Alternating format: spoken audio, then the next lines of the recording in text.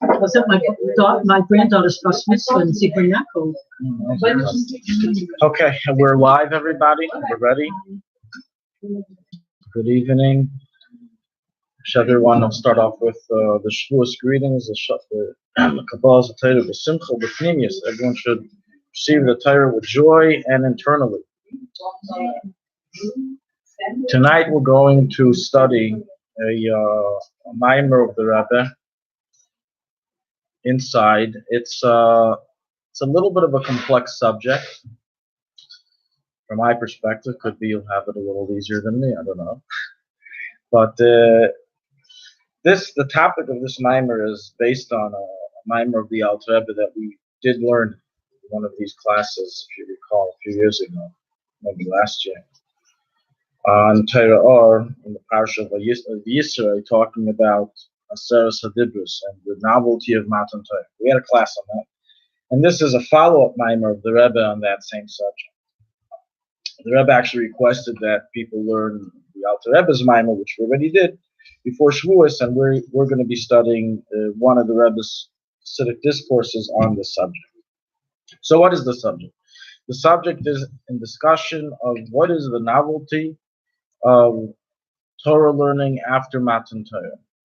What suddenly changed and what happened to the Torah after the Torah was given, as we will see in the first chapter of this mimer, the first ois, already the known question, which is repeated in many Hasidic discourses, is asked that we already learned the Torah and had access to Torah knowledge and Torah learning and Torah study before Matan Torah. So what happened with Matan Torah? Suddenly, that things change.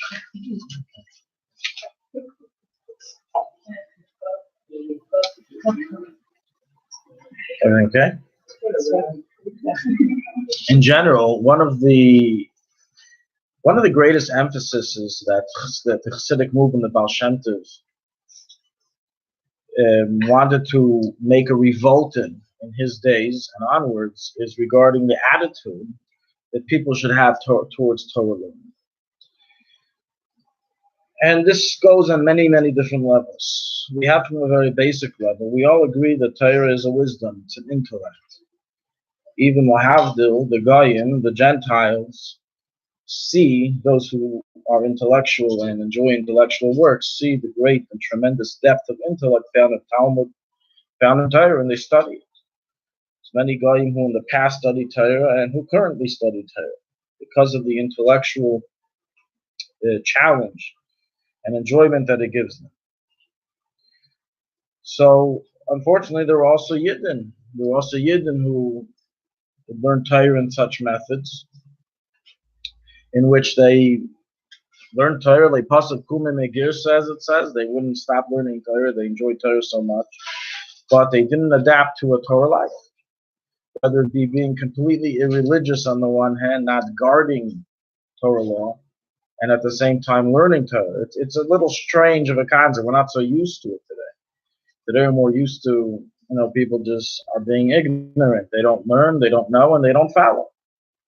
But back in the day, as they say, the real apikosim, not like today where they're just a bunch of amaratsim, they're just a bunch of ignorantuses. Back in the day, the real apikosim were tremendous Torah scholars that became apikosim.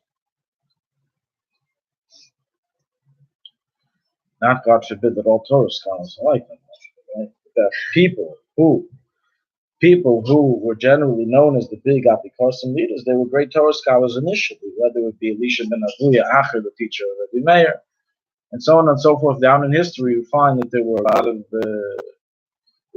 people of very high rabbinical positions, or people of great Torah scholarship, and in the end, went off the road.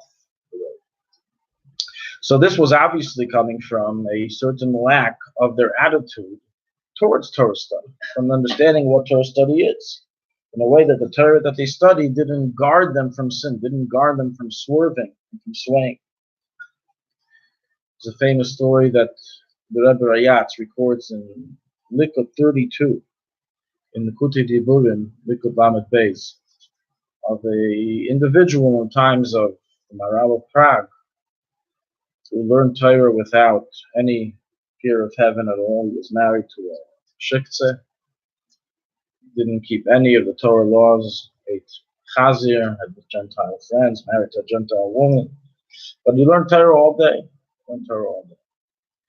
And the story goes through how the Baal Shem Tov tried to arrange 100 and somewhat years later a tikkun for this person's neshama.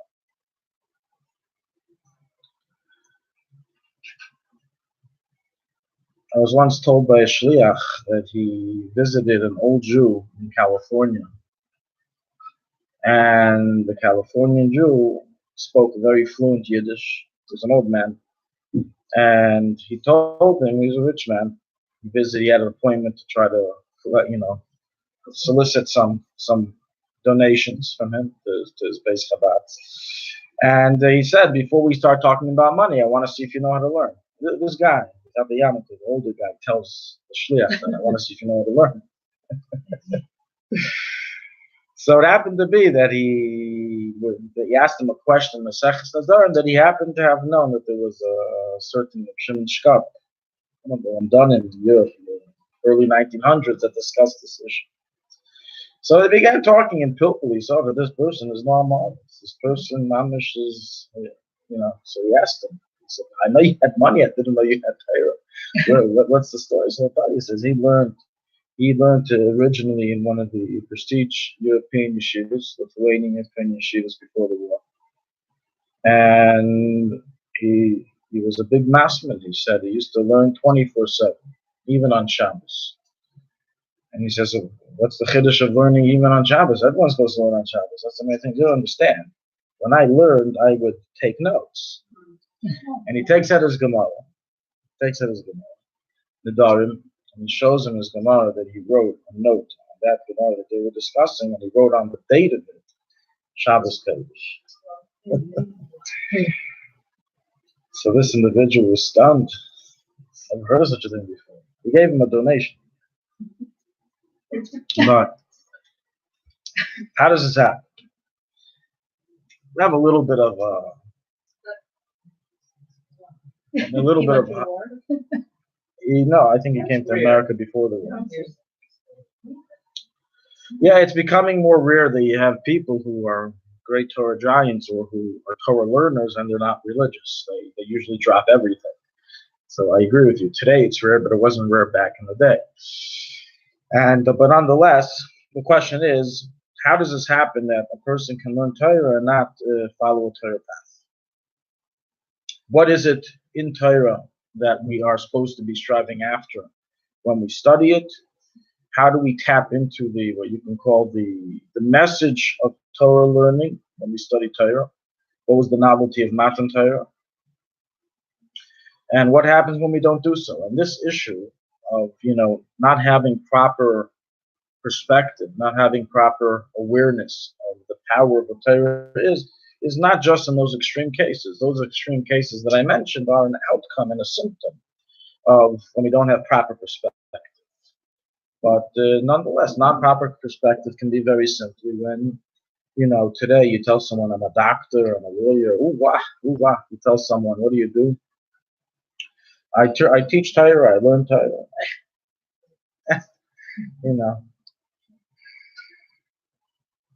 Like they say the famous joke of the woman who's discussing her 3 children. I have one son became a doctor, the second son became a lawyer. Says they're unbelievable to continue the Jewish tradition. And what's with your third son? My third son, don't ask. He's a rabbi in the city. So there's sometimes even though we know that in university you have fun, you party, and you also learn. And you learn, and you do your few years of learning, and then you become your doctor, you become a lawyer, you become whatever you become. You get your prestige position.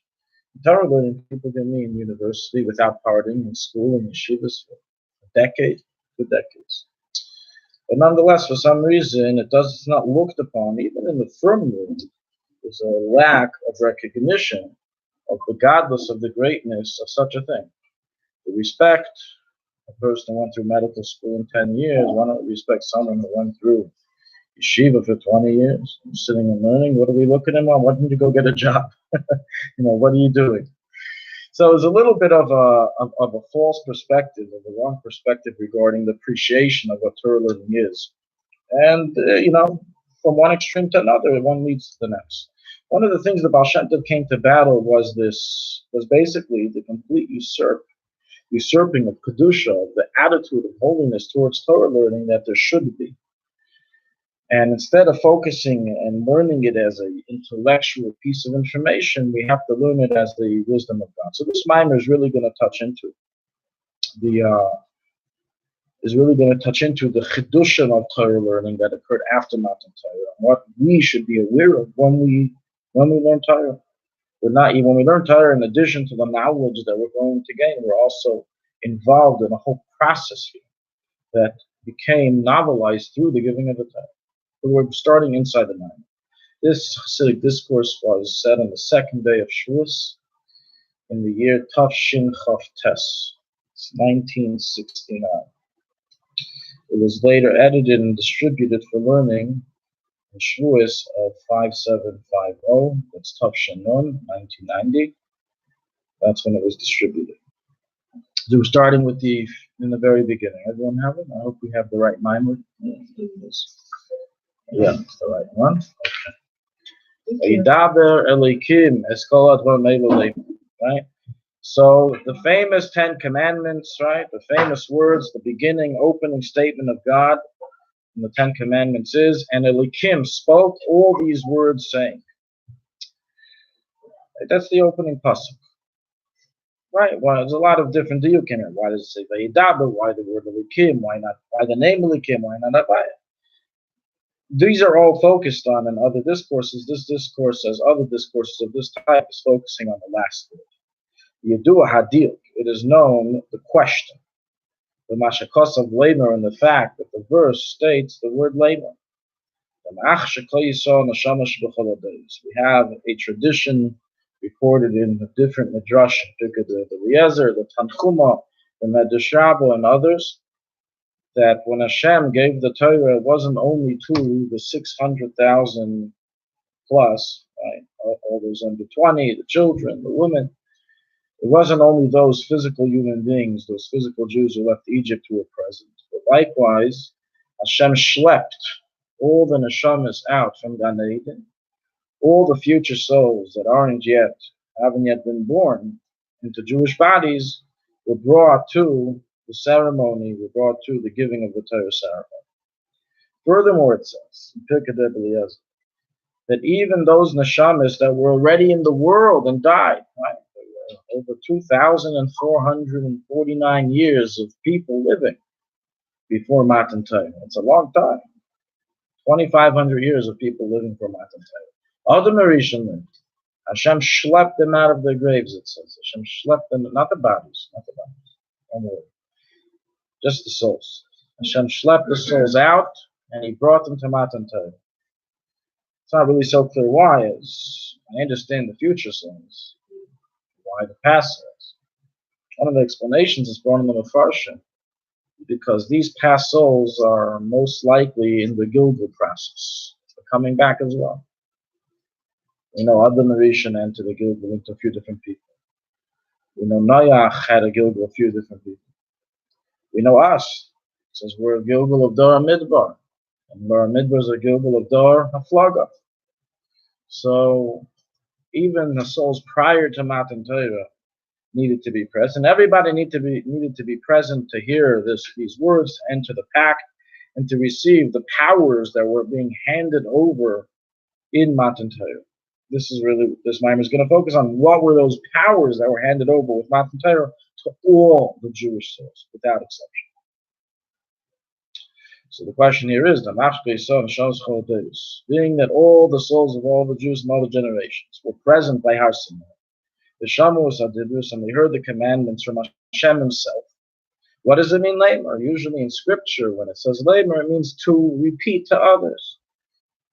I'm telling you to go tell others, but if all the Jews are there, who are you going to tell it to? The Goyim? You're not allowed to teach Torah to Goyim. You can't teach Torah to Goyim. So you're going to teach it to.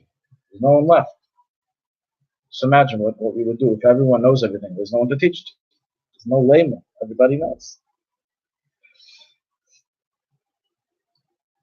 You know, what's a newspaper going to say? newspaper the next day comes out, the Jewish Chronicles, the Torah is given, we were all there. We don't need you to tell us the story. Fake news, okay, you do that every day, but real news, we all were there. We know what happened. So what does it mean then?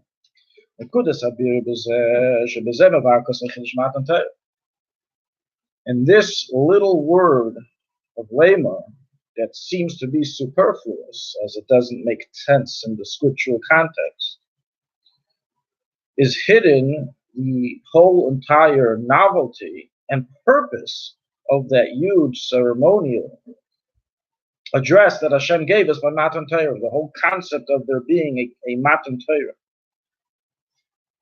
This is hidden in the word lema. How is it hidden? Seemingly, so this is the famous question that's asked in the original mind of the author, and likewise repeated here. Seemingly, also before Matan Torah, they learned the entire Torah.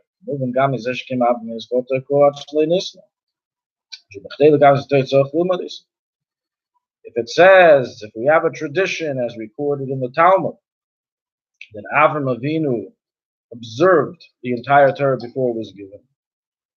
And it says in the Gemara in Yuma that they sat in the Beis Medrash, and Avram learned Torah and was the Zaken V'Yeshiv B'Yeshiva. Yitzchak Avinu was Zaken V'Yeshiv B'Yeshiva, and Yaakov Avinu was Zaken V'Yeshiv B'Yeshiva. That they were all Rashi Yeshivas in the Yeshiva. What were they doing in the Yeshiva? Learning math. They were learning Torah. What were they learning? So there was already Torah given. There was already Torah in the world. So what's Matan Torah all about? That? The famous question.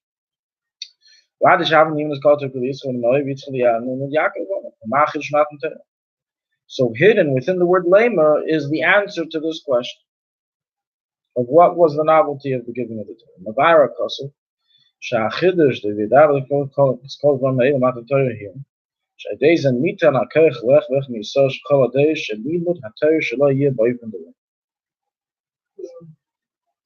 Matan Torah, Hashem making this entire ceremony, requiring a mandatory presence of every future and past Jewish soul, was in order so we receive the power of lema. That our learning of Torah, until now, until Matan Torah, before Matan Torah, every single individual's learning of Torah, whether he be a great tzaddik like Moshe and Aaron and Avram and Yitzchak, doesn't matter who he is, lacked the ability of called lema. They lacked the lamer power of Torah learning. What that is, we haven't said yet. That's the next point. But that's the whole Chiddush of Matan Torah. That's why that word is not superfluous, is hidden the entire novelty. So what is lamer coming to tell us? What does that mean? Ushnei Pirushim.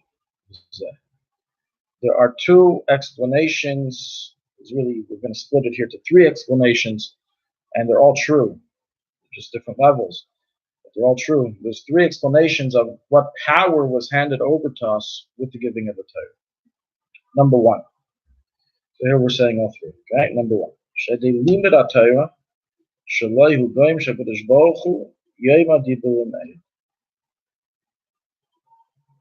This is already where we begin the journey of understanding that Torah learning is not a wisdom. It's not just, it is a wisdom, but it's not just a wisdom. When a person studies math, even if he's studying the works of the great German mathematician from the 1900s, what's his name? Famous mathematician. I forgot his name. So we're studying his work. Believe me, in heaven, he's not doing anything when I learn his work. He's not studying with me. He's not getting aroused. I'm not bonding with him. I'm bonding with his knowledge. I agree. Maybe I agree. If I don't agree, I don't agree. But I'm bonding with his message, with his knowledge. But with him. Ever heard of people who have a scotchrus to Benjamin Franklin? Have a scotchrus with George Washington? People who read different books of wisdom, we feel makusha. We turn them into our Rebbe. Goyim, when they learn a certain wisdom, they turn the person into a Rebbe. The person's alive and he's teaching, that's one thing. The person that left over a book of information. When in university do they teach people connect to the author? Don't just connect with what he's writing. Connect also to the author. You can think of it? No.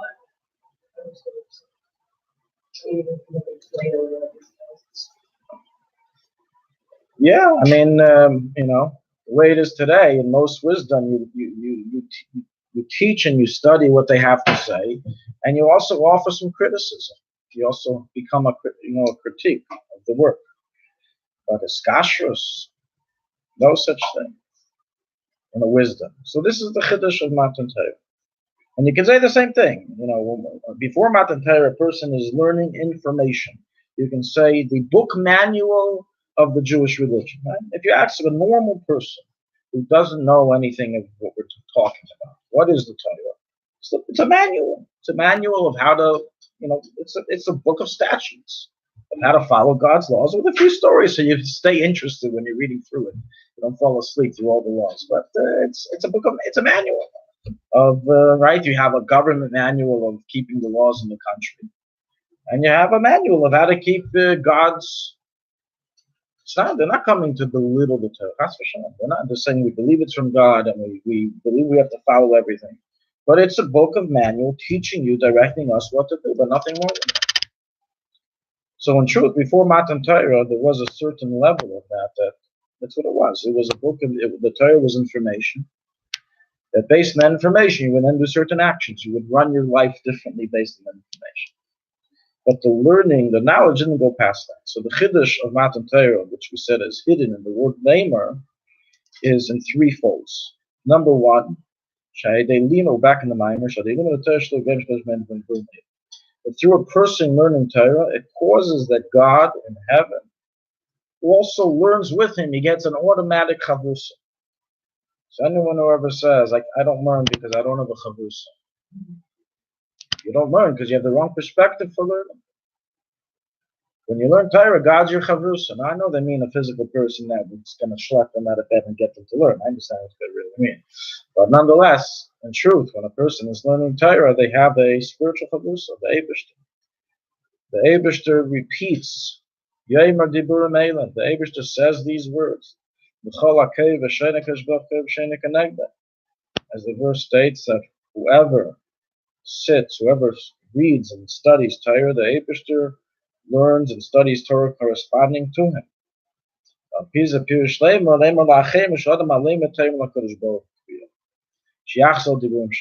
on this interpretation,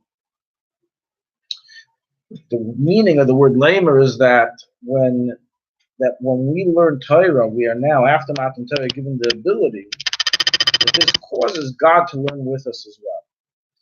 Now, just to explain, what does this mean that Hashem learns with us? Maybe we shouldn't learn so much Torah then and give Hashem a break.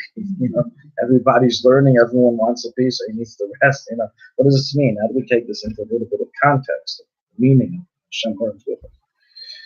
So in general, it's explained that the term HaKadosh Baruch Hu refers to the world of Atzilus. Usually refers to Zer Anpin, that's Kutsha Brich. The Shchinte is Malchus. When we say that when we learn Torah, that causes correspondence by Hashem, by Kadosh Baruch Hu, even when it's Torah, in the simple Kabbalistic meaning of it, it means is that it makes movement in the spheres. The spheres upstairs also begin flowing with Elikus, which is in essence the idea of studying Torah, which created the world and creates the world and flows godliness. Hashem learns corresponding to us. On a deeper level, it's higher than the world of Atzilus, and it means that when we learn Torah, God connects with us. It is as if we're learning together. This is aside for what's explained in other places in Chassidus, that when a person learns Torah, he has a lot of people learning together with him. It says, this is explained in Kasser Shamtiv. Shamtiv teaches us that when a person learns Torah down here, his Shayrish HaNeshama also learns Shemayim. Both his Chaya, which is in the Gan Eden HaTachtin, and his Yechida, which is in the higher Gan Eden, they are involved in Torah learning when we learn down here. Furthermore, all the angels that are created through our speech, through our words and Torah learning, they also learn Torah with us in heaven. So there's a whole orchestra here being created of Torah learners when a person learns. But of course, the main thing here is that lemurs, that this causes that Hashem learns Torah with us. That's the first pirush. V'oid, furthermore, a second explanation. It's not negating the first; it's an addition. Shalimad HaTorah shaladim yeh b'ofen de'lemur. Lachsa adom shakadosh baruch hu. Ashkas atam shein nosach shedibum the Torah shaladim yeh mehem nosach l'sheni tan feim achar. In this second pirush, it means the following: that the opposite. The first one is saying that when we learn Torah, Hashem follows us; He learns after us. The second is saying that when we learn Torah, we're answering after God's learning. We're answering after God's words. In essence, what this is saying is that Torah learning is opposite. Before Matan Torah, you're just learning a wisdom of God, a wisdom. After Matan Torah, when a person learns Torah, he's becoming a merkava, a chariot for God, and he's literally saying and repeating the words that God is saying. And we don't experience this, because if we did, it would be, as the author writes in Tanya, there would be no challenge anymore. If everyone saw the power immediately of Torah learning at every moment, if it was conscious and revealed, there'd be no Yetzirah anymore. So because of this, it's hidden, but the neshama does experience this. You don't know, subconsciously. But the neshama does experience this. That it becomes a chariot to God, becomes completely nullified to God, as if it's repeating after the words of Hashem. The Rabbi in the footnote explains the following: that it's the two pirushim are not a contradiction. By us learning Torah, we cause, not as by us getting ready and wanting to learn Torah, and beginning to learn Torah, that arouses God to learn. And then when He learns corresponding to us, we repeat after Him, and that's like a sense of prophecy. This is the explanation of what's brought down regarding the verse in the Hayim Shemaya, where Moshe Rabbeinu stated, "V'nasati esav v'sad chalivimtech," and I will give fodder to your animals. The whole paragraph is talking about God, the third person, right? Hayim Shemaya Tishon Tzasai Shanayim Tzavas Tanayim. That was Hashem Lokechem, to love your God. Then it suddenly switches to that I, Moshe Rabbeinu, will give you fodder. Moshe provides fodder. Moshe provides things, Hashem provides. So the explanation is that Shechina Madabas Techreina, the Medrash says on that passage, Shechina Madabas Techreina. The Shechina is talking through his mouth, which in essence is happening. That's the experience that is really subconsciously taking place anytime a Jew learns Torah after Matan Torah. He becomes a chariot for God to repeat the words of God. V'oid Pirush, the third explanation. V'yidaber lemer shevidaber lekim eskolot v'me'ela aseres hadibur shem klovus kolot. V'lemer shaseres hadibur yimshel basar ha'moshe ben nevah. So the first explanation is saying that God repeats after us. Lemer, make God repeat after you when you learn. Second explanation is repeat after God. Third explanation is that take the Aseres Hadibus that I'm about to tell you and imbue it and penetrate it into the 10 utterances that created the world. In other words, that God is giving us the power to unite and infiltrate spirituality and godliness into every iota, every aspect of the physical world, which in total was created from the 10 Maimoros Asar Maimoros. So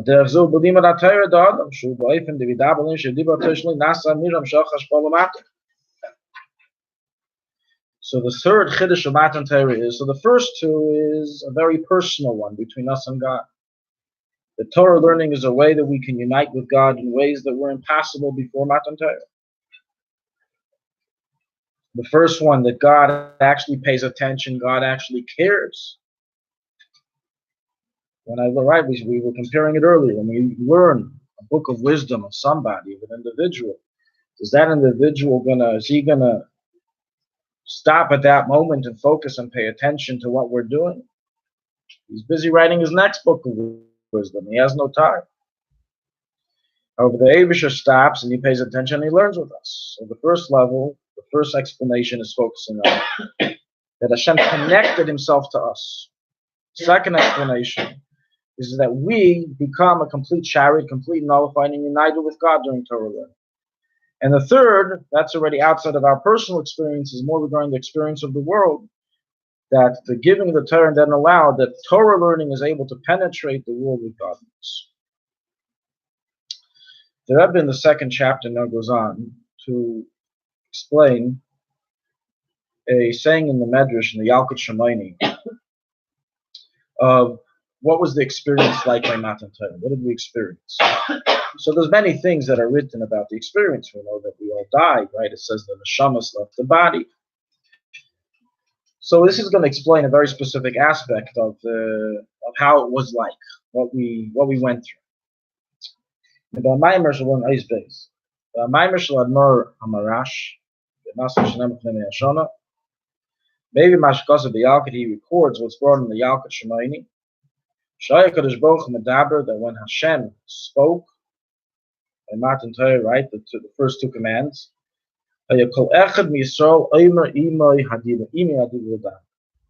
every single Jew felt and experienced that God was speaking to him. Meaning that, usually when a person hears Musar, is in a speech, it's general, it's for the public, it was told to the public. Usually there's a big difference when someone tells you something personally and directly versus someone who tells something in general. For example, the Rebbe writes a letter. I want the Chassidim to do this and this. Many Chassidim follow, and some Chassidim don't. They struggle. Under what basis? It wasn't written to me. It's not personal. It's not personal. However, if that person received a personal letter regarding that same issue, the Rebbe asked him, I want you, please, to do A, B, and C.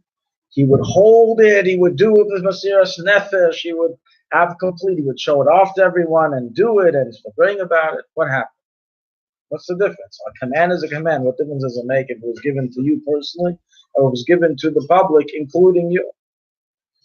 So there's the nature of a person, when it's a collective or a public directive, we like saying, well, it can be accomplished without me personally. I'm just a little button. I'm a little brick in the whole system. So one person's not doing it. It's not such a big deal. It's still being followed by the public. When it's something personally given to me, that means dependent on me. This was the experience of Matan Torah. No one in Matan Torah felt that the commandments and the Torah was a general global requirement. For example, in a government, let's say when we get anyone who got naturalization, become an American citizen, so they make them, sing the anthem and learn about certain laws, patriotism, etc. I think we can agree that, even if there's a few Americans who are not going to pay the taxes 10%, they're going to do tricks. As long as the majority of the country is doing their duties, the country will manage perfectly fine. Few people that slack off is okay. We can excuse that. Or as some department stores, they don't mind being in an area where people rob, or there are people who rob in the store, as they still make enough money to access the products that are stolen. It's a cheshbon, it's a calculation that managers do. It's worth it to move to certain high crime areas. Will the income, be of access to the stolen goods? So if it is, we can ignore. They don't bother with paying a guard. They don't bother with all these things. It's not worth them monetarily. They'd rather just take the loss instead of having to pay something, right? So a person can view that the Torah, the giving of the Torah, was something global, something universal, something that it's the job of the entire Jewish people as a nation to take as a project and fulfill. But if an individual here and there slacks, okay, he's not taking part and participating in the global project, but the project is moving forward. No one felt that way by Matan Torah. Everyone felt that it was a personal mission of his, that the Eibishter is directly telling him this and this and this, that everything's dependent on his actions, on him personally. Imi hadibur medaber. The Eibishter is speaking to me. And this is learned from the verse, it doesn't say, I am Hashem, your God, in plural. Rather, in a singular tense, emphasizing that this is the experience that everyone felt by Matan Torah, that Hashem was personally speaking to them as if they were having a private audience. Mevar, and it's explained there in the Maimer of Marash. This is then the explanation of what's written in another Medrash.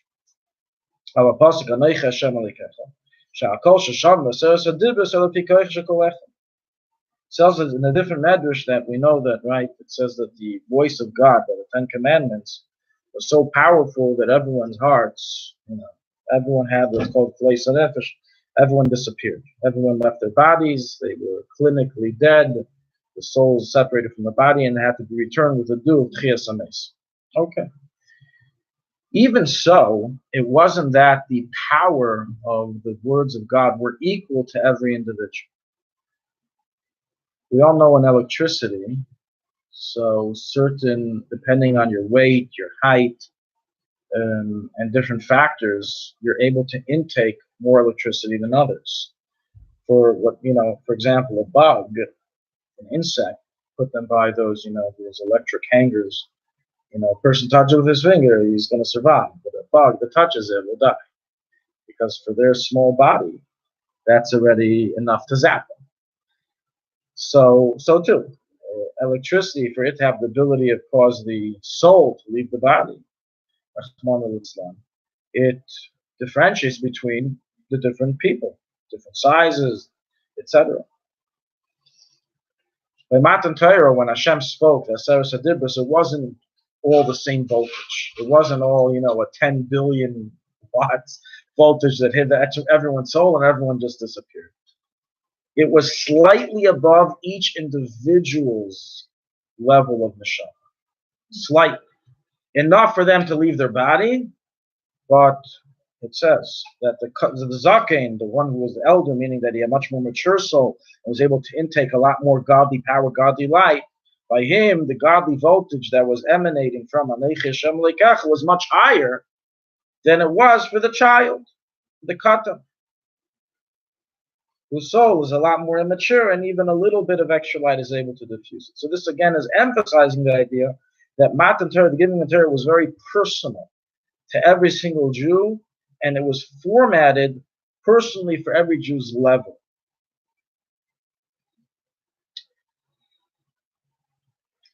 I'm skipping to the next paragraph. You want to see it? Which means that Hashem wants them to. Well, absolutely. He wanted us to have that experience of expiry of the soul, which in essence, what did it in essence do? It's like, your kid is misbehaving. And you want your kid to know that if he goes on the right path, there's a lot of goodness and reward that awaits him. So he takes him to, the biggest ice cream store in town. He lets him have everything he wants, and he says, remember what you just experienced, all those delicious flavors, pistachio, the sundae, the banana sundaes with the caramel cream on top, and everything, right? You remember that? Well, if you behave yourself, then we can do it again next year, but if you don't, you'll never see it again. This is almost an idea that when the Jewish people felt that experience, it wasn't, let's be honest of what it was, let's categorize it properly. It wasn't an idea of literal electricity that the person just died in itself. The soul left the body because it was an ecstasy. It was in complete ecstasy. It loved it. It was a passionate death. It wasn't a death of moaning and groaning and oh no, tell my wife I love her. It was a death of passion. It was a desired death. It was a wanting death. Right? When it says in Pirkei Avos, you live against your will, it's not talking about depressed people that have a terrible life. They have no money, the bank's after them, the wife doesn't like them, the kids make fun of them, so what do they want to live for? So it's not what it's referring to in Pirkei Avos. It's not talking about depressed people. It's talking about even people that have a great life, they have everything they want. But truthfully, when a soul contemplates what awaits, outside of the body, how the body is, as it says, it's the serpent's skin. It completely conceals everything. When a person has what you can call a spiritual out-of-body experience, you don't want to come back. You want that experience. You want to enjoy it. You want to have that ecstasy. That's why it's brought in Svarim, the tremendous prohibition of necromancy, of what's called seance, of bringing souls back into this world is very dangerous. So those who don't know what they're doing, they're just fooling everybody and themselves, so why get into it? But those who know what they're doing something very dangerous. As by getting souls back into this world and making them leave all the benefits and pleasures of the spiritual world, they're very upset. Why'd you call me down? It better be worth it. If not, I have a vendetta. You know, they have a point of anger against the individual who summoned them. So this was, in other words, this place and nefesh that every individual had just above their level. As in truth, if everyone got the 2 billion volts that was enough to zap the tzaddik and was way, way above the katan wouldn't relate to it. He wouldn't relate to it. He wouldn't have place and nefesh. There's a rule in Gan Eden. The rule is as follows. If you give an individual too high of a level that's beyond him, he'll be bored out of his mind. He won't have contemplation and intellectual comprehension. It's like someone, that's not educated and of intellectual progress enough to be in the advanced class, and putting him in the advanced class, he's just going to sit there bored. He doesn't know what's going on. For example, if you sit in a class by a scientist, a real scientist that's speaking to other scientists, or by a medical professional who's teaching to doctors, you're sitting there, you think he's telling them another language. You understand what he's saying? Same thing in computers, right? In computer engineering and software. You don't understand talking in codes. You have no clue what's going on. So if a neshama is given too much beyond its level, it doesn't have any comprehension of it, and therefore it doesn't have an experience of it. So every single Jew received exactly to his level, but a little bit more, enough to make klais and nefesh. Enough so the soul leaves the body. And then you said that they didn't come back to the place and No. There was a resurrection that took place right then and there. That was the first resurrection was by Matan. It says, Tautim Chayeu, Hashem revived everybody right then and there at that moment. How long was it? The death? It doesn't say. It seems like it was momentarily. It was just for the moment, just to get that momentary experience, and that in essence entered into us this tnuah of Bakor Cha'atachai. That's what causes the flame to want to leave the wick. Otherwise, the flame won't want to leave the wick. If the flame doesn't know that there's anything out there to leave the wick for, then let him stay in the wick. What does he want to die? The flame is happy to be in the world, to be alive. Why should he leave the wick and go up? So when you show the flame what's up, and then he's interested, so he wants to leave. So this is what happened. This was my Hashem showed us the experience. The Rebbe now continues furthermore, a little deeper,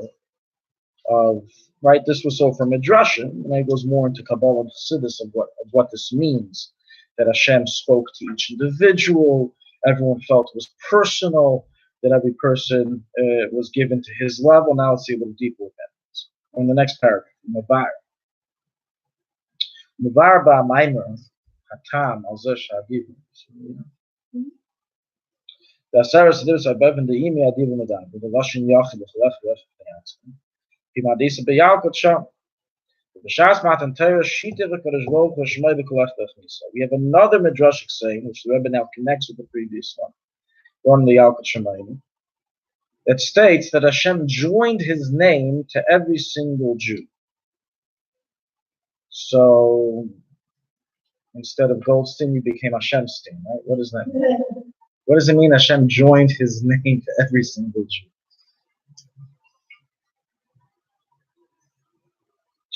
So let's see.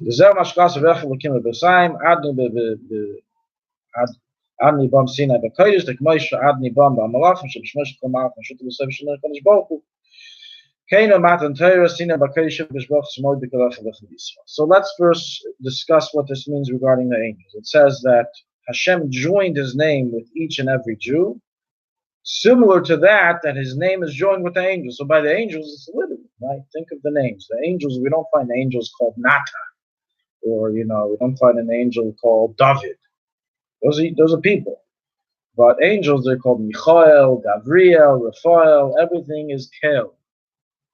Hashem's name, Aleph Lamed, Kel, is joined to the angels. So to Matan Torah, Hashem joined his name to the Jewish people. Hashem saying, I am Hashem your God, that was in essence transmitting that Hashem is joining his name to us. Well, what does this mean? What does it mean joining a name? So on paper it makes no difference. Your life doesn't change one way or another, at least not on the conscious level, if you're called one name or you're called another name. The name is external. It's just a way to get your attention. So what is the meaning of all this? The meaning of is that a name, it captures a person's essence. For example, why is it that the custom is, since the idea of surnames came about, when a couple gets married, the wife takes upon the name, family name, surname of the husband. That's how it is in most marriages. Not all, but as they say today, everything is.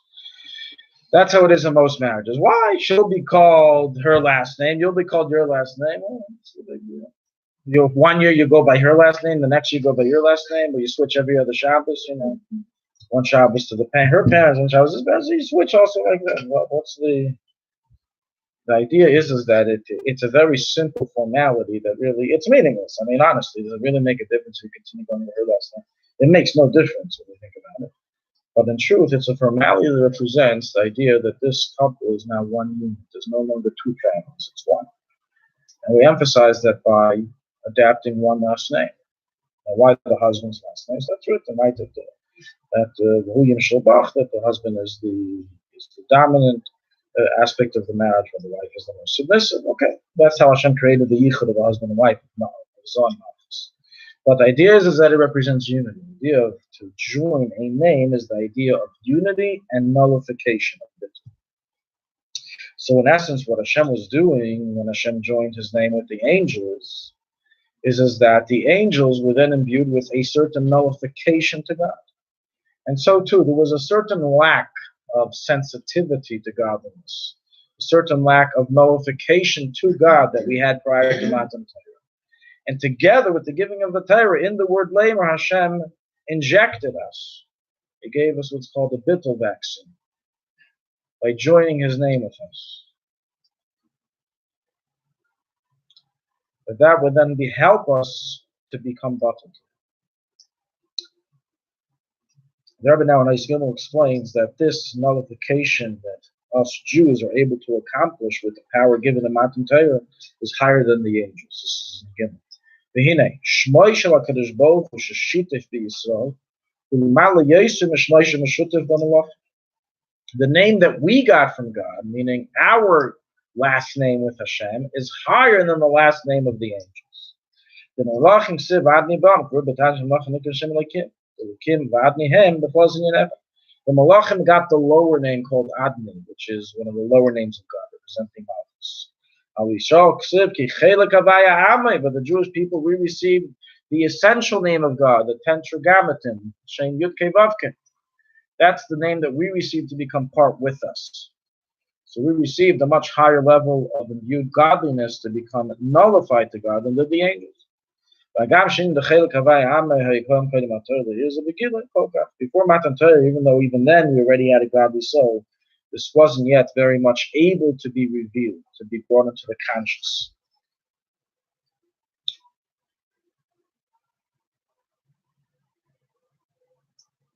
Okay, I'm going to skip to the end of this paragraph. The main point that we're taking out of this is that we're going through here, we're building here a process. We're going to see how it all connects in the end, of what was given to us in Matan Torah, including the word lamer. So far we have said it gave us the power to unite with God in learning, that when we learn, he learns too, and we repeat after him like the Shekhinah talking from our mouths. and how it allows us to be able to imbue godliness into the world, and how we felt a personal connection with God during Matan Torah was a personal message. We received this zap of electric elikus that made us have a removal from our bodies, each to their level. And we received God's name joined with us that helped us have a notification. That's what we're holding so far.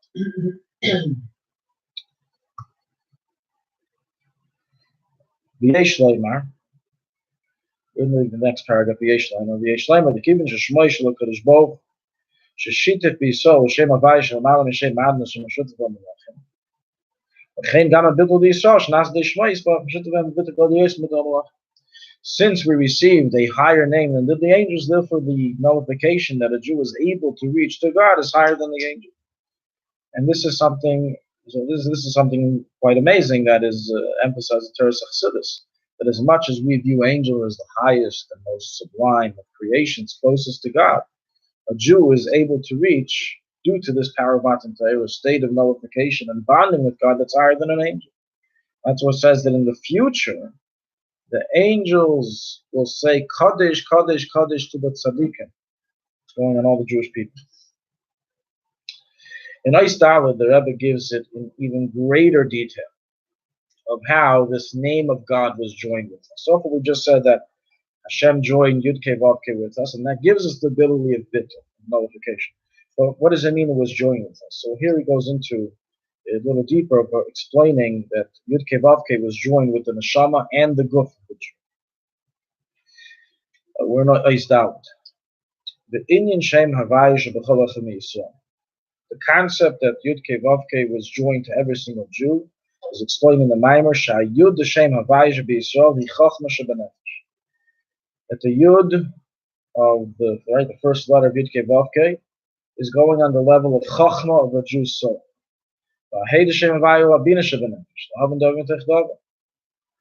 Our ability of Chabad was given by Matan Torah. If there was no Matan Torah, there would be no Chabadnik. If there's no Matan Torah, there would be no Chagasnik. If there's no Matan Torah, there would be none of these abilities of service of God from these levels. What Matan Torah did is that it imbued the godly soul with the Yud, which is representing Chachma, with the Beis, with the Hey, which is representing Bina, understanding. The Vav, as we're going to see, is representing the emotions. Let's read inside. The I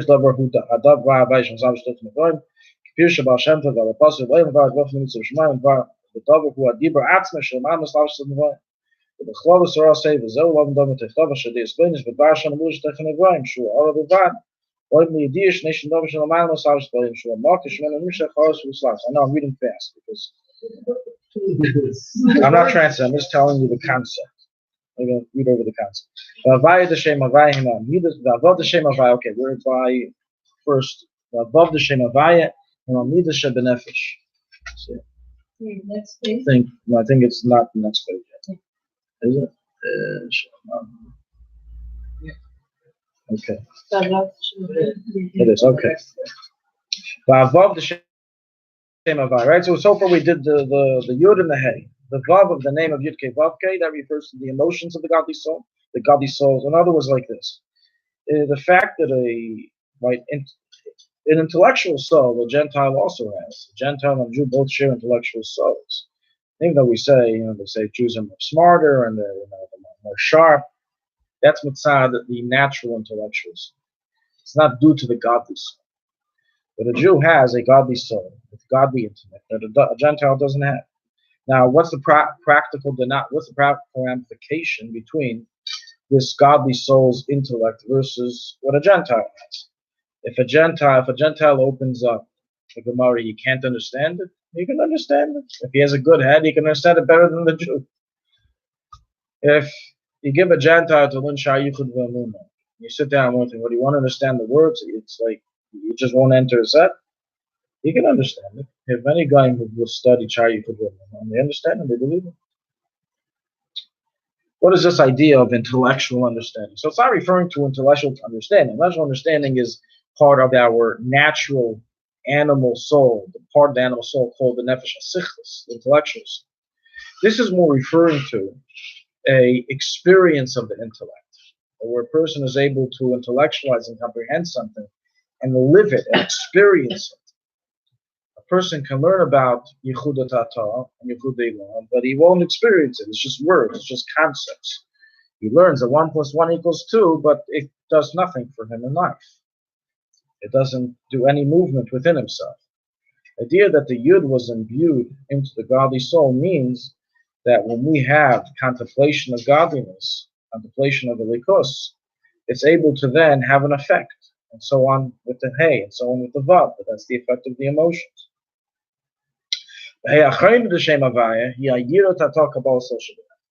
The last letter of Yud Kei Vav Kei, we said when Hashem joined His name with each and every Jew, so that gave the Jew the ability of being able to have this Kabbalah accepting the yoke of heaven, meaning that even when there's a lack of comprehension of intellect and a lack of emotional arousal in the service of God, a Jew is still able to serve God, which that is in essence where we're all holding today. The fact, right, that there's still religious Jews today is a miracle. And it's the miracle, this is the miracle, it's the miracle of the Shitef Shmoy Shel HaKadosh Baruch Hu K'Lechem Yisrael. Hashem didn't do this, who knows if we would be able to have a continuity of the Jewish religion. If you think about it, how many religions existed? How many nations existed? All fell apart. All fell apart. Only the easy religions continued, right? You have Christianity, quite an easy one. And in Islam, the religion of the sword. So you didn't have much of a choice. You weren't given a choice if you wanted or not.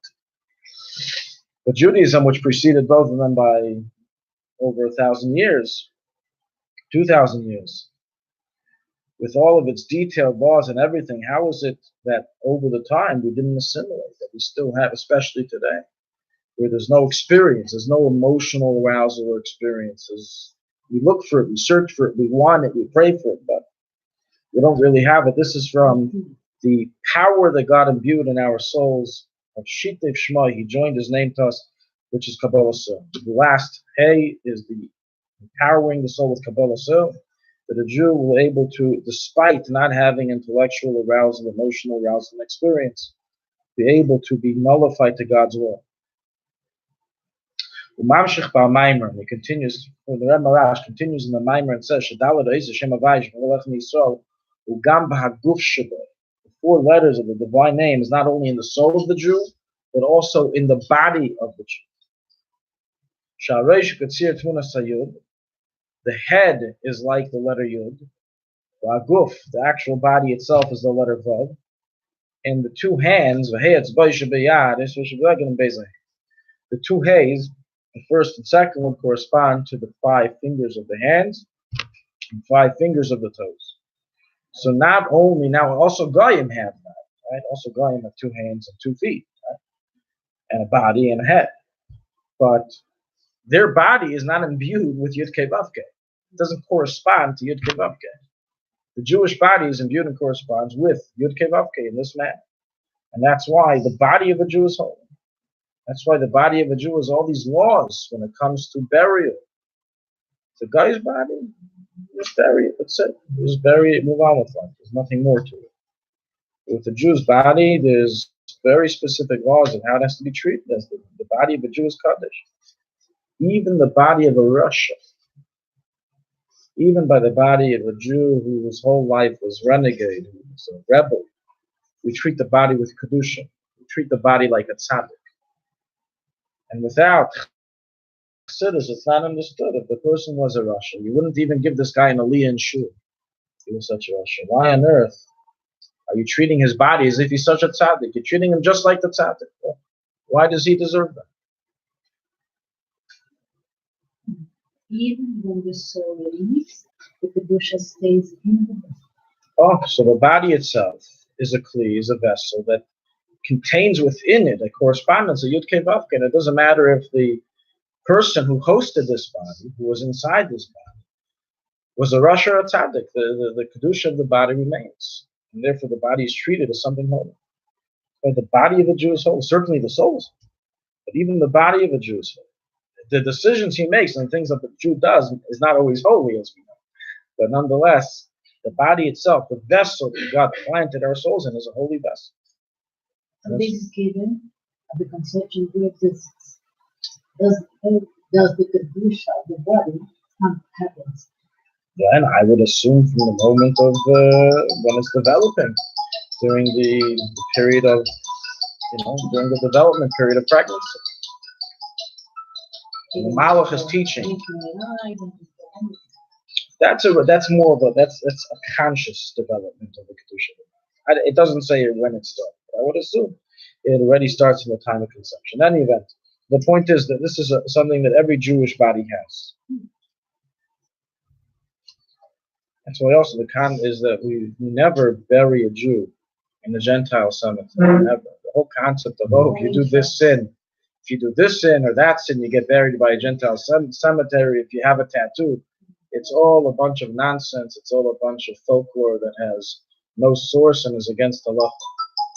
It's forbidden to bury a Jew. It doesn't matter how he acted in his life, in a Gentile cemetery with a Gentile.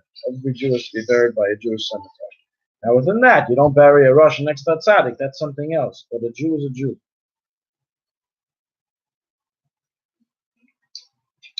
Okay. The next paragraph is all Kabbalistic. We're going to skip it. We're going to go straight to Isay. The Rabbi now goes on in Isay to explain that until now we were discussing the effect that Matan Torah had on Torah study, and the effect that Matan Torah had on the Jew's relationship with God. How it imbued the Jew with this extra power of unity with Him, of tittle towards Him, getting the name and the body, the name and the soul. So now the Rebbe is going to say in this next paragraph in Naso that the same thing applies regarding mitzvahs. The Mamshech ba'amayim, the Pirush v'yedaber, leimer hu shemato nitan akayach l'fem Yisrael, k'sheyikr b'Torah yekresh b'el kol v'shena kanagdei. Al derech zeh hu b'mitzvahs. V'yidei she'ish Yisrael leisa mitzvah, hu geirim u'mamshech sha'kadosh baruch hu yasa oisa. Just like we said, hey, 5, hey. So you want to say which page? What page is it? Okay. Found it? It's on the bottom of the page. Right? Yeah. Okay. That just like when we learn Torah, we said that causes Hashem to come along and learn with us, so too the mitzvahs. When the Jew does a mitzvah, so too it causes and draws down that HaKadosh Baruch Hu likewise does that mitzvah. This whole idea that we say that just like the Jewish people put on tefillin, Hashem puts on tefillin, this again is going Kabbalistically in the spheres, in the upper worlds, that when we do a mitzvah, that same mitzvah is taking place, meaning the effects of that mitzvah is taking place right now at that moment in the godliness in the world of Chassidus. So this power again was given by Matan Torah. Before Matan Torah, the wires weren't connected. So Jew learn Torah. When you learn Torah, you're knowing information. When you do a mitzvah, you're doing an action that has potential to draw down, but it's not able to draw down. The sparks haven't been turned on. The fuselage isn't on, right? The electricity isn't yet turned on. So you're turning on the light. You're doing the same action, but there's no light. The light bulb's not turning on because the fuse is down. Matan Torah turned the fuse up. Matan Torah started the connection of electricity of Elikus to the Torah learning and to mitzvah fulfillment, which beforehand it didn't have. Now this doesn't mean, chas v'shalom, like the mashal, that when Avram Avinu did a mitzvah, it did nothing. If you turn on a light without with the switches down, the electricity's down in the building, it does literally nothing. Nothing. There's nothing being done. Can't say chas v'shalom that Avram Avinu were pre-Matan Torah learning did absolutely nothing. What we are saying is that its reach didn't reach to Atzilus to Kudshabur. It didn't reach that level. It reached the other worlds, the lower worlds. It's here. The Malachim got enjoyment out of it. Made different Yechudim, but it didn't reach the world of Atzilus. It wasn't able to cause a drawing down of Elikus in the world of Atzilus, from Atzilus to down. הכוח שישפוך מישראל של הידים על התורה של יהיה הקדוש ברוך הוא קרב שנה כנגדו שהקים מצווה של יהיה הקדוש ברוך הוא חיים המצווה וידי דיבו ניחא ועליקך והשמך. Now this power that we have, that our Torah learning and our mitzvah learning causes a reciprocal effect upstairs from the Eibishter is a result of what we said earlier, that Hashem spoke to every Jew individually. In other words, Hashem gave every Jew a mandate in the words, Anoich Hashem Aleikecha L'Hashem Yachad, I am Hashem, your God, your personal God, that he personally is able to learn Torah and do a mitzvah and effect from God to bring that. In Oisvav, I'm going to skip to Oisvav. In Oisvav, the Rabbi begins going into the three Chidushim of Matan Torah, three different levels of Chidushim of Matan Torah regarding the Torah itself. V'yesh Leimar, Habir B'zeh, Matan Torah Gimel Yamin. Matan Torah affected three novelties. In other words, from beforehand, these three things were lacking. When the Torah was given, these three things changed. Number one, HaKadosh Baruch Hu Naisna Torah. There was a change in Hashem, not in Hashem, God forbid, but in his relationship to the Torah. The Yisrael Makabel Torah, there was a change regarding the Jewish people's learning of Torah. But Torah Atzma, and there was a change in the Torah itself. So the Torah is in the center. The Torah went through a change. Our learning Torah, what it can affect, went through a change. And the Eibishter's relationship with Torah also went through a change. So now we're going to go through what those changes are. We're going to start with the first one, that Hashem, there was a change in Hashem who gave it Torah. Achidush ba'atayr shnis b'matan Torah l'gab b'atayr shlem ba'obis l'matan Torah hu hein b'nagel l'neisen Torah v'hin l'nagel l'makabel Torah v'hin l'nagel ba'atayr atzma. Right, the novelty of giving of the Torah versus beforehand is in all these three aspects we just mentioned. Shachidush b'nagel l'neisen Torah. So the first novelty regarding the giving of the Torah is Kedisa b'Gemara, as it says in the Talmud, Sha'anoichi hapsich the Matan Torah. Right, the first word of Aseres Hadibros Anoichi, Urashi Tevis Ana Nafshi Ksavis Yavis. The Gemara says that Anoichi. Why did Hashem choose this word? It's a strange word. Anoichi, Rashi points out, as a Egyptian word. It's from Mitzrayim. Can you just imagine them hearing God speaking Egyptian? The first word they hear God say is Egyptian. They just left this place. They just left Egypt. That's the last word they want to hear. Right? It must have been quite traumatic to hear an Egyptian name. Anoichi. Anoichi is Egyptian. Why did Hashem use this word of Anoichi? So the Gemara says, as Anoichi stands for, Ana Nafshi Ksavas Yehovas, standing for something much deeper. So Hashem didn't just say Ani, right? Ani Hashem Elokeinu says Anoichi. As this stands for, I, my soul, written have given you, which means the Ana Nafshi Hu Atzmusi is God. Hashem is telling the Jewish people. In other words, he already said the word Lamer, that with Lamer, there's a major change going to be happening. Now when you learn Torah, I repeat after you, you repeat after me. We have this great connection. You're going to be a merkava to my statement. You can affect the world. So I'm telling you why the Torah that now I'm giving you has this power as opposed to before. As this new Torah is Anoichi, which means I am giving you my essence. Ana nafshik savas yavasu azerhat areingeschrieben oder reingegeben sich allein ana nafsh. I am imbuing and placing and penetrating my entire essence into this Torah. Something that doesn't exist in any wisdom. Nobody, no author places the whole essence in a wisdom. Hashem is saying, I'm placing my entire essence in the wisdom of the Torah. And by you learning Torah, you are grabbing me, my essence. Medrash, as the Medrash says on this, Macharti lechem terasa. I sold to you my Torah, right? A product called the Torah. Kibiyachol inkarti ima, and so to say, I was sold with it. So before Matan Torah, Hashem, the Torah was God's, just like many products are made by a person and sold by a person. He and his products are two different things. By grabbing and owning the product, you don't own the owner of the product, the original owner, the original manufacturer. Right? When I bought the Samsung tablet.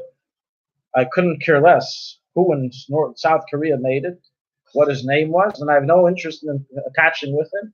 And if he ever shows up and says hello from here, I'm gonna, goodbye. Don't talk to me ever again. I'm not interested.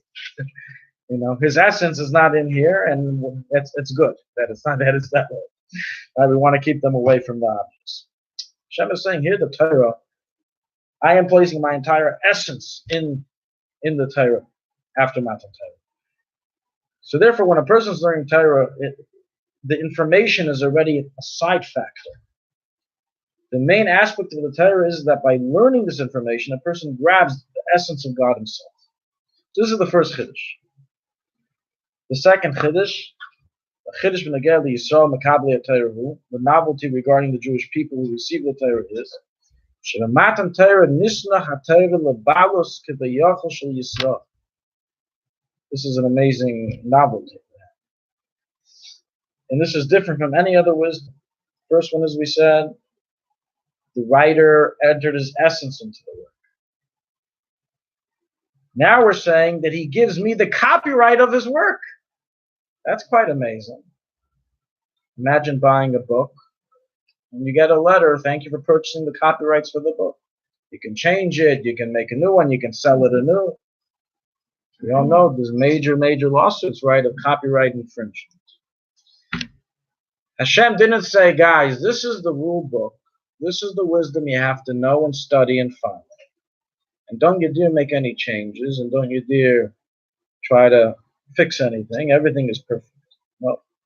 Hashem made the Torah in a way that He gave the Torah for us to own and for us to be mechadish in, for us to write Torah novelty in, and discover new halachas. We had in the past a few series on understanding the process of halacha of Jewish. And in that series we explained that the Torah wasn't originally given as we have the Shulchanaruch today. The Shulchanaruch we have today is the result of thousands of years of intellectual development of the Torah. Meaning that if Moshe Rabbeinu would pick up the Shulchanaruch, there would be things there that consciously he was not aware of. The same way the Medrash says that he didn't know the drashas, the 200 drashas of Rabbi Akiva. Even though he was taught the entire Torah, it says, he wasn't taught the entire Torah literally in a conscious level. He was taught all the rules, etc. This is another discussion. But the point is that Hashem gave the Torah in a way that we can further develop it. It's similar to a computer programmer that's developing a program. And you bought the program, and he says, I'm giving you the rights to enhance the program. Now, obviously, this is a very dangerous perspective because then we're now opening up the roads for reform. So if we can change, the Torah is given to us. Right? This was the claim of the conservative and reform movement. This was exactly their claim. The Torah changes based on the generations, and us, the rabbis, have the right to make new decisions. So I understand that in Moses' times, he told the Jewish people, don't eat pork. That's because back then they didn't know how to make it good. Now it's really delicious, and people like it. So, time for reform, right? So this is how, this is a very dangerous slope. But the point is the following. Obviously, everything we have in Torah Shabbat, the Word of God, that doesn't change. But as we all know in Torah, there's a lot of gray areas that Hashem left. Not to mention that Hashem gave over with the Torah the 13 or 72 rules, Torah Nedreshes for him, that the Torah is developed with, which was used until the times of the Tanoim, until 2,000 years ago. The Torah was developed, the biblical Torah was developed, it's lost through these rules, which weren't known before until these rules were used by that generation. So Hashem gave power to the Jewish people, gave ownership of the Torah to develop the Torah. Before Matan Torah, this didn't exist. Avram Avinu cannot come up with new Torah novelties. It was just information he received. He had to work with that information. He didn't have any ownership. The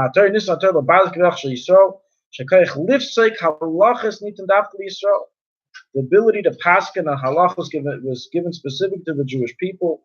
The Jewish people now can rule of law based on the laws of Torah, the understanding of Torah, but not explicitly written in Torah, and that law then becomes in effect. In other words, Hashem gave us the power to fill in the blanks of the gray areas of the Torah.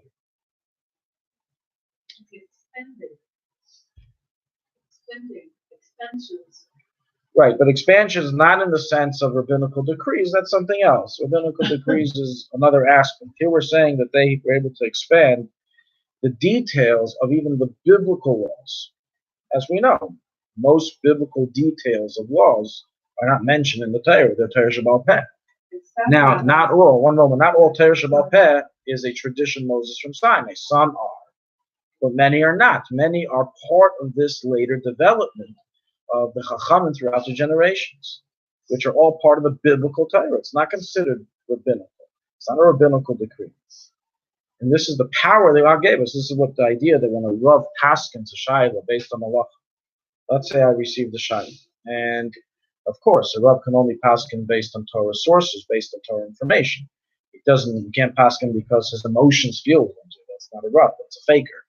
A Rav is someone who learns the information, and when a shayla comes about an issue that's not written explicitly in any of the sources, he then has to dissect and compare and make a decision, give a psak based on his Torah understanding. But that psak then becomes part of Torah. Hashem doesn't say, you got your psak wrong. I don't like your psak. I mean, let's be honest. God can, as I say in Yiddish, upschlag, he can beat us in any debate in Torah, right? We agree with that? God can destroy us in any debate. So, on that perspective, we say there's no such thing as passing in a shayla. How can anyone pass in a shayla? Ever. Just always be stringent. How can you ever pass in a shayla? You know, do you really understand all the great depths of the entire Torah? The Torah is infinite. You know, many Chachamim and Rabbanim, after greater and deeper learning, retracted prior psukim, retracted prior ruling. The Alter Rebbe, for most of his life, held of a certain measurement regarding the gris, regarding the stains that a woman may have that would make her become impure. And later on in his life, he retracted it to a smaller measurement. What does that mean? That throughout his whole life, until he retracted his psak, he was telling women that they're Torah to their husbands, when later on he said they're really not Torah to their husbands. So does this mean that the Alter Rebbe Chas v'Shalom caused thousands, or not hundreds of thousands, of women to be with their husbands when they were really needed? Of course not. As at that time, based on the knowledge the Alter Rebbe had, based on his psak, until he changed it, that was the psak according to Torah, as the Torah gave him authority. Like a judge. If a judge gives a certain ruling, that ruling, right, a judge, that ruling is binding. And if he later gets more information and gives a different ruling, so now the new ruling is binding. But they can't take the judge to court for giving his old ruling. Same thing with the Rav. Now that's all, of course, according to Torah. If somebody just made a mistake, someone who was asked a shayla and just answered on top of his head and ended up giving the wrong answer, that's not what we're talking about. You don't have power to change the black and white. The black and white is black and white. That's the way it is. You have to conform yourself to that information, not the information to conform itself to you.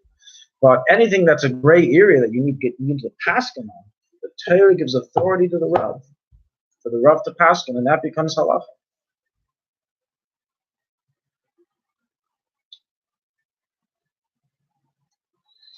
Due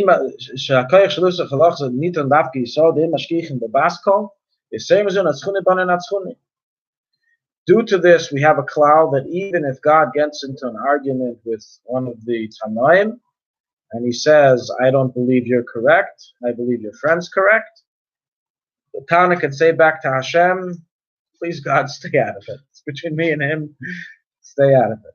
Ein mashkich in the Basko, right? The famous story with Rabbi Yeshua, Rabbi Elazar, a number of famous stories in the Gemara and the Talmud of different arguments between Tanoim. They wanted to bring God as an arbitrator, and God was told, don't get involved. You gave us the Torah. You gave us the ability to paskin. And Hashem enjoyed the answer. He said, Natzchuni bana, you've overcome me. Because Hashem gave us the keys to the ownership of the Torah by Matan Torah. It's no longer in his hands. This is the idea.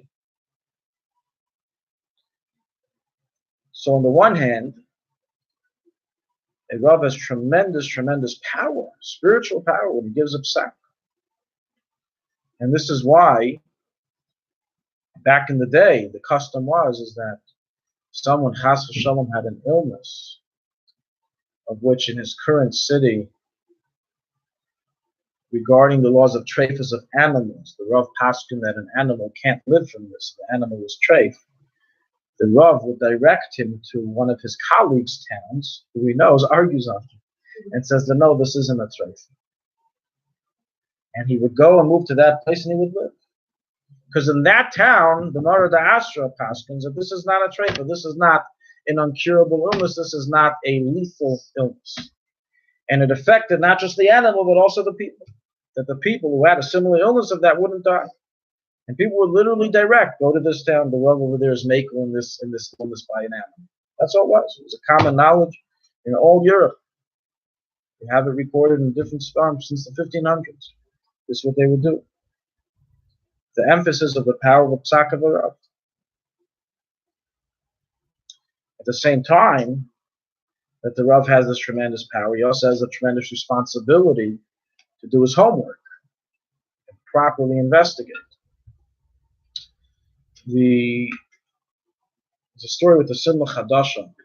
He was a famous European rabbi in the early 1700s.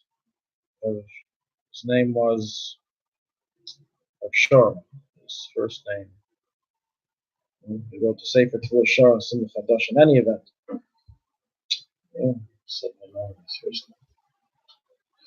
So Shor, he was. This story is told of the Baal Shem Tov. And basically, the Baal Shem Tov once visited a home of an individual who was making a bris for his son outside of Mezhebush. He came the day of the bris, and the individual the Baal Shem Tov asked the individual if he can pick his own chicken and shecht his own chicken. That's the Baal Shem Tov. He wants his own chicken. For the Suda, for the bris mitzvah. He said, okay, fine, no problem. The Baal Shem Tov went ahead and he went through his, chicken coop, and he went and he searched for literally the most scrawny, malnourished, ugly, skinny chicken with almost no meat. As they say, barely dead, almost already shechted. He wasn't yet shechted, it was as if he was already shechted. And that's what the Baal Shem Tov chose for his chicken. And the Baal Abayis was stunned. He didn't understand what he had all these fat, beautiful, good chickens. The Baal Shem Tov wants to serve this on the table. It's embarrassing. It's shameful. But, you don't argue with the Baal Shem Tov. Okay. Now this individual who was making a bris for his newly born son had another son. This was the second son. He had another son that was born 13 years earlier to the day. And this son became bar mitzvah that day. But this son was a vegetable. Couldn't get out of bed. He was not because he was lazy, but he had an illness. He was in a coma, basically. Couldn't move. He had to be self-fed. He had to be fed by people. That's how it's been since he was born. And the individual felt it was a great opportunity. I'll have the Baal Shem Tov visit him. So we told the Baal Shem Tov about this boy. And the Baal Shem Tov said, yes, I am aware, and I would like to speak with him. So he doesn't speak. He can't speak. Baal Shem Tov, don't worry about it. We'll take care of it. He goes up to the room, and the Baal Shem Tov ended up staying there in this room with this boy for many, many hours. Many hours. Everyone's waiting. They want to start the bris. They want to eat all the food. Not the scrawny chicken, but the other food they want to eat. And the Baal Shem Tov is taking his time. It's almost shkia. The Moyel already ran upstairs, knocked on the door a few times. Finally, the Baal Shem Tov comes out. He's all glistening. He's all happy. You see the boy just lying there on the bed like usual. And the Baal Shem Tov comes down. They do the bris quickly. They wash before shkia, and they begin the sleep. At this meal was the Maggid of Mezrich and the Rav of the town. the Mezritcher Magid and the Rav, I believe it was the Rav, it was either Rav of Nezhebush or the Rav of this specific town, was there by the Saud. And when the Shaykhid had shechted this chicken, a Shaila came up. Question came up. If it's kosher, it was already, you saw it had problems. It wasn't, you could tell. So the Baal Shem Tov, so the Shaykh gave the Baal Shem Tov the chicken. The Baal Shem Tov went over to student the Maggid. He asked the Maggid, Paskin on it. What do you say? The Maggid looked at it and entered into a whole pilpul. The Maggid said it was kosher. The Rav of the town says, I'm the Rav of the town. I have to pass. So they gave it to the Rav of the town, and the Rav of the town looked at it, and they're going back and forth. The Maggid and the Rav back and forth, going through the whole Shas, discussing the kashrus of this chicken while everyone's watching, waiting to eat. He's saying it's treif, he's saying it's kosher, saying treif is going over. We need a third person, so people can get moving and eat. So the Baal Shem Tov says, I have the perfect arbitrator for this machlokes. Go call your son from upstairs. Your son. The son who was in a coma. Everyone was shocked. The Baal Shem Tov went upstairs and brought down this child. The child walked for the first time in his life. He sat down next to the Baal Shem Tov. The Baal Shem Tov showed him the chicken and said, his name was Gedalia. That was the name. He said, Gedalia, Zog Epis, what's the law of this chicken? And all of a sudden, this child, 13-year-old child, opened up his mouth and started spewing gemaras and shas as if it was a bucky in all shas and pesach. And in the end, he concorded with the Maggid, the chicken is kosher, and that's it. They ate the chicken, they enjoyed the chicken. And this was obviously miraculous and wondrous, the whole chicken story, the son miraculously getting up with the Baal Shem Tov. Unfortunately, though, there was a bad ending at night because this child passed away that day. And the Balabayas, the family was completely broken. The Baal Shem Tov told them what happened. He said the following: this child of yours, you should know, was a Gilgal of the Baal Simla Chadash, the Baal Tefillah Shah, the Baal Yishar, famous Pesach in Treifus and Shchit. And there was once a time where a widow who saved up her entire yearly salary of savings to be able to buy chicken for Yom Tov, Rosh Hashanah, and a shaila came up, and you were given the shaila of the chicken. So he's saying that, well, sure, yeah, was given that shaila of the chicken. And he didn't contemplate the shaila long enough to try to find the justification to kasher it, and he treifed it. He said it's treif, and they had to throw it out. So he said because of this, he had to come back down in the world and this child. And today was the tikkun of this Aveira, day of his bar mitzvah. He was able then to see this chicken that had the same shaila, but this time kasher. So at the same time that his psak was a real psak, his psak was a real ruling, a pitayra. But even al pitayra, a person has to exert himself to the maximum to be able to come to the depth of the answer. You have to be 13 to be able to talk. Well, if you can't, a psak of a rav, he has to be bar mitzvah for the psak of a rav to be valid.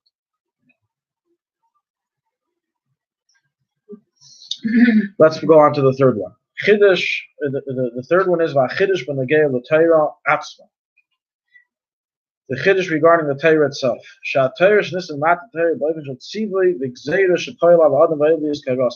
This is already a little deeper. The third Chiddush is the following. Before Matan Torah, all Torah was information to man to follow or not to follow. After Matan Torah, the Torah is information for man to follow, and it already changes him in the direction that the Torah wants him to follow. It begins to change the nature of the world to be more symmetric to the values of the Torah. The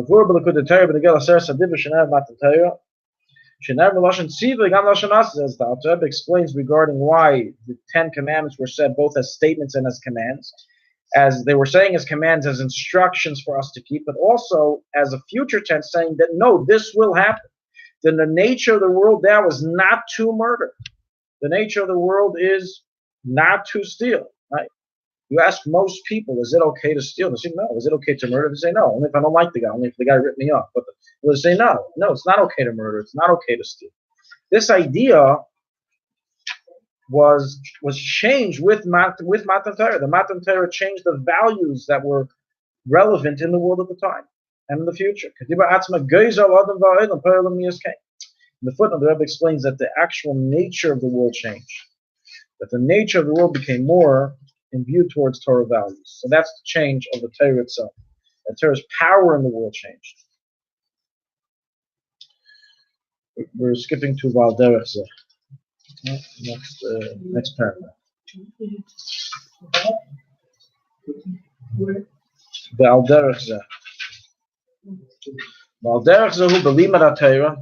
Similarly, it is regarding learning Torah, the Yisrael, when a Jew learns Torah, when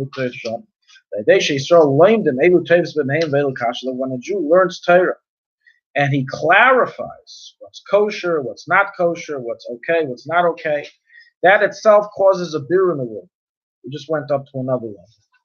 First level was, we said, is that the Torah entered a new value system in the world naturally. That naturally people are less inclined to steal, less inclined to murder, less inclined to be disrespectful to parents. It changed the nature. But furthermore, there's another change in Torah, that when you learn Torah, you're able to do Avedis Abirurim. Avram Avinu, for him to be able to do Avedis Abirurim, to refine the sparks, right, the treasure hunt, he had to go to Israel. That's why Hashem told him, leave your land, go to Eretz. There's no other way for you to do it. There's no virtual. There's no way to do Berurim through the internet. You have to go physically to the place. However, the giving of the Torah is the virtual way of doing Avedis HaBerurim. And a person can be sitting in his room, learning Torah, and he's fixing the world. So when a person clarifies and refines between the Tameh and the Tahar, between the pure and the impure, that refines and elevates the sparks. It's explained in Kabbalah and Chassidus that Avedis HaBerurim is not just when you eat a fruit, or you say shahakal on a drink, you say a bracha, and you eat, and then you serve Hashem with that Torah. But it's even through learning Torah itself. There are certain klippas that are stuck, right, in tamei things. Now, the person doesn't know that if something that's really tamei hasn't been uncovered, and we don't know about it, by learning in Torah and discovering that this is tamei, and that this is kosher, this refines and breaks that klippa. It's a whole level of refinement, and this type of Avedis HaBerurim was not accessible prior to the giving of the Torah. Next paragraph.